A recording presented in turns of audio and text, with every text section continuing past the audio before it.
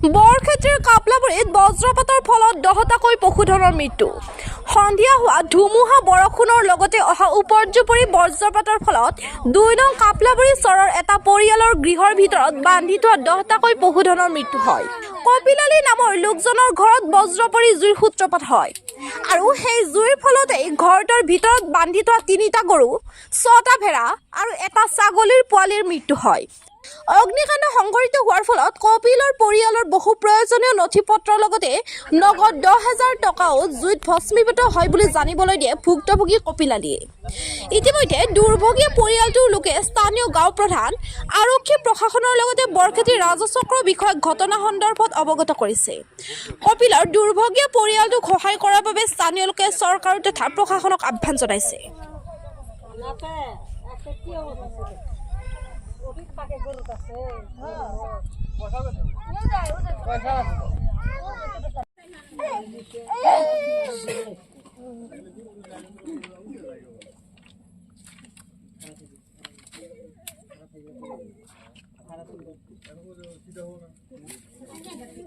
এটা কি আছিল রে? এটা কি কাগজ আছিল রে?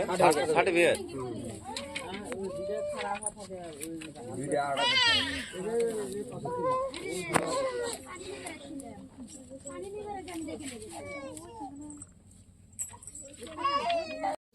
জায়গার নাম হল 2 নং কাপলাপুরি চর। বজ্রপাত হওয়া মানুহজনের নাম হল কপিল আলী।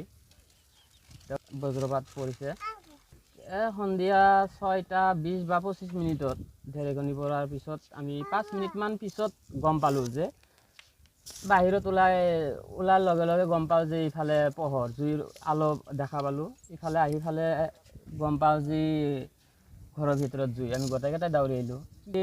6টা ভেড়া ছাগলী আৰু এটা ছাগলী আৰু 3টা দমৰা, নগদ ধন আছিল 10,000 টকা, তাৰে লগত অলংকাৰো আছিল।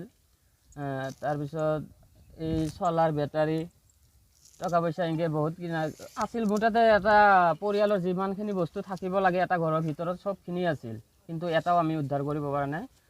গোটাই পুৰি চাৰকাৰ হৈ গৈছে।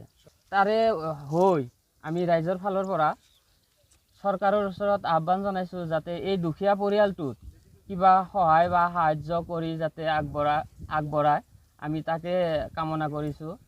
খুব দুখীয়া, কাম বন কৰি খায়, হাজিৰা কৰি খায়। এৰে মাজত হয়তো ছাগাল ভেড়া কিছুমানে আইধাও আনি পুহি আছে, এনেকৈ চলি আছে। খুব কষ্টত থাকে, থকাৰ মাজতো আজি যোৱা ৰাতি এনেকুৱা ঘটনা। এইখিনি কৈ মই তাৰমানে চৰকাৰক খুব টানি অনুৰোধ জনাইছোঁ যাতে এই পৰিয়ালটোক কিবা সাহায্য কৰে।